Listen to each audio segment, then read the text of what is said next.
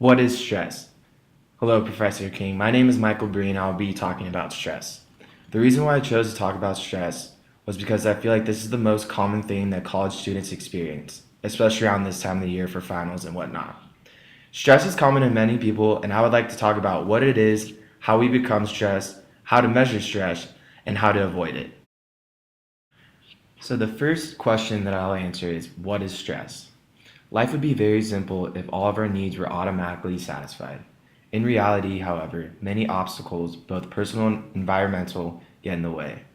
A promising athletic career may be brought to an end by injury. We may have less money than we need. We may be rejected by the person we love. The demands of life require that we adjust. When we experience or perceive challenges to our physical or emotional well being that exceed our coping resources and abilities, the psychological condition that results is typically referred to as stress. To avoid confusion, I will refer to external demands as stressors, to the effects that create within the organism as stress, and to efforts to deal with stress as coping strategies. It is also important to note that stress is fundamentally an interactive and dynamic construct because it reflects the interaction between the organism and the environment over time. All situations that require adjustment can be regarded as potentially stressful. Prior to the influential work of Canadian physician and endocrinologist Hans Selye, stress was a term used by engineers. Selye took the word and used it to describe the difficulties and strains experienced by living organisms as they struggled to cope with and adapt to changing environmental conditions. His work provided the foundation for current stress research. Selye also noted that stress could occur not only in negative situations, such as taking an exam, but also in positive situations, such as a wedding. Both kinds of stress can tax a person's resources and coping skills, although bad stress, also known as distress, typically has the potential to do more damage. Stress can also occur in more than one form, not just as a simple catastrophe, but also as a continuous force that exceeds the person's capability of managing. Factors predisposing a person to stress. Everyone faces a unique pattern of demands to which he or she must adjust. This is because people perceive and interpret similar situations differently, and also because, objectively, no two people are faced with exactly the same pattern of stressors. Some individuals are also more likely to develop long-term problems under stress than others. This may be linked in part to coping skills and the presence of particular resources. Children, for example, are particularly vulnerable to severe stressors such as war and terrorism. Research also suggests that adolescents with depressed parents are more sensitive to stressful events. Those adolescents are also more likely to have problems with depression themselves after experiencing stressful life events than those who do not have depressed parents.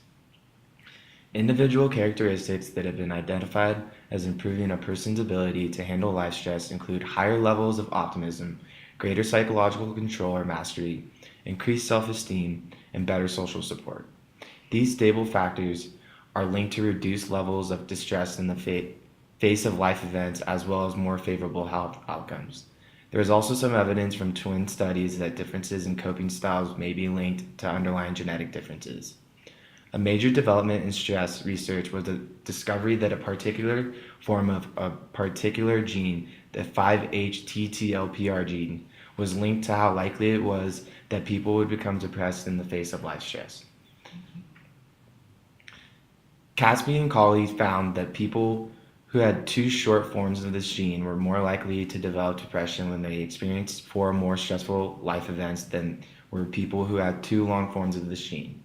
Although this specific finding was controversial for a while, a recent meta-analysis has provided clear support for the original finding. More generally, it is now widely accepted that our genetic makeup can render us more or less stress sensitive. Researchers are exploring genes that may play a role in determining how reactive to stress we are. The amount of stress we experience early in life may also make us more sensitive to stress later on. The effects of stress may be cumulative, with each stressful experience serving to make the system more reactive. Evidence from animal studies shows that being exposed to a single stressful experience can enhance responsiveness to stressful events that occur later. Rats that were exposed to stressful tail shocks produced more of the stress hormone cortisol when they were later exposed to another stressful experience. Other biological changes associated with stress were also more pronounced in these rats. These results suggest that prior stressful experiences may sensitive us biologically, making us more reactive to later stressful experiences. The term stress tolerance refers to a person's ability to withstand stress without becoming seriously impaired. Stressful experiences may also create a self perpetuating cycle by changing how we think about or appraise the things that happen to us.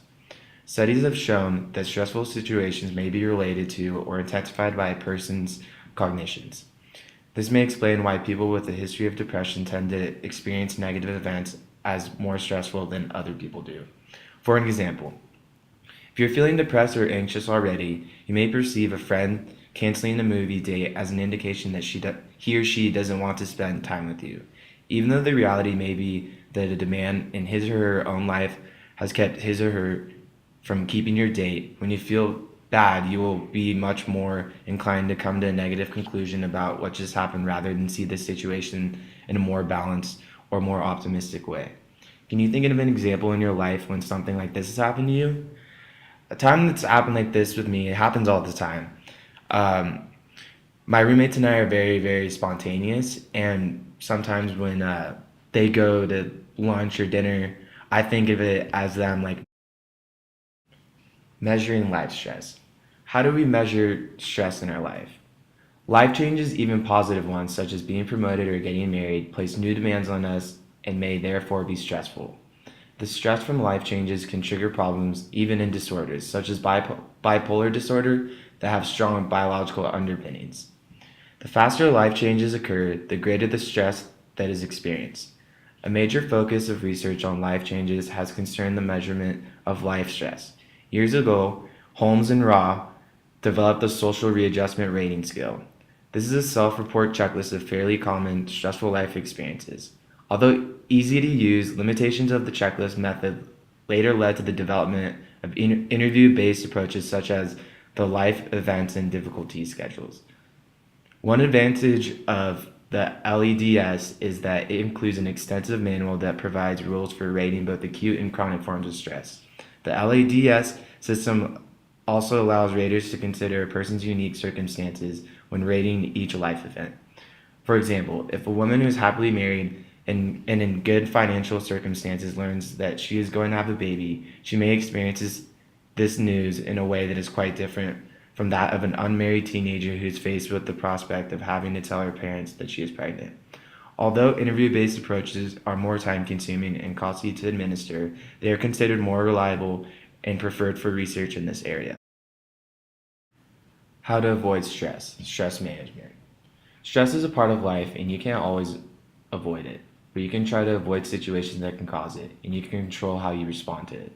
The first step is knowing your own coping strategies. Try tracking your stress to record stressful events, your response to them, and how you coped. After you know what is causing your stress, try making some changes in your life that will help you avoid stressful situations. Here are a few ideas. Manage your time. Time management is a way to find the time for more of the things you want and need to do. It helps you decide which things are urgent and which can wait. Managing your time can make your life easier, less stressful, and more meaningful. Look at your lifestyle. The choices you make about the way you live affect your stress level. Your lifestyle may not cause stress on its own, but it can prevent your body from recovering from it. Try to find a balance between personal work and family needs. This isn't easy. Start by looking at how you spend your time. Maybe there are things that you don't need to do at all. Finding a balance can especially be hard during the holidays. Have a sense of purpose in your life. Many people find meaning through connections with family or friends, jobs, their spirituality, or volunteer work.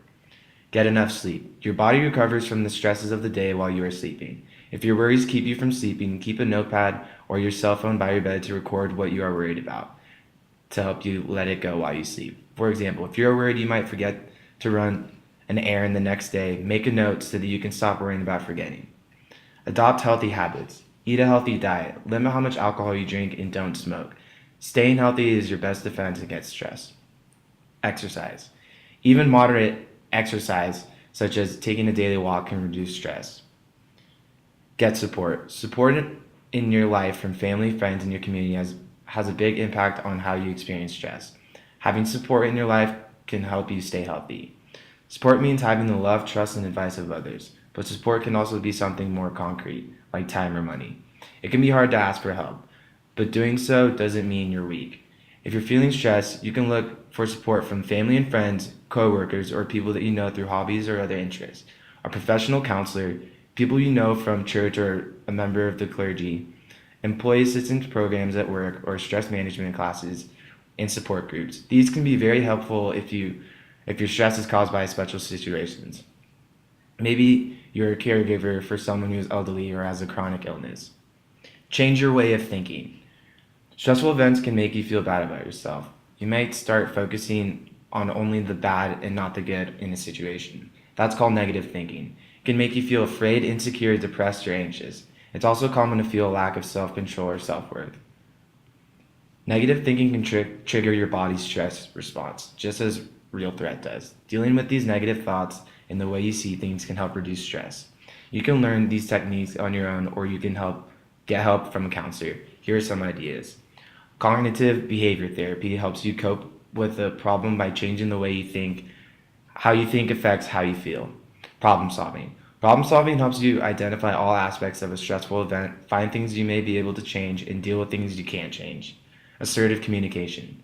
Assertive communication helps you express how you feel in a thoughtful, tactful way. Not being able to talk about your needs and concerns creates stress and can make negative feelings worse. Thank you for listening to my presentation about stress. I hope you learned a lot from this, as I did from this whole class. I just want to thank you, Dr. King, for everything you did, and I enjoyed this class very much and got to learn so much about psychology that I wouldn't have learned any other way.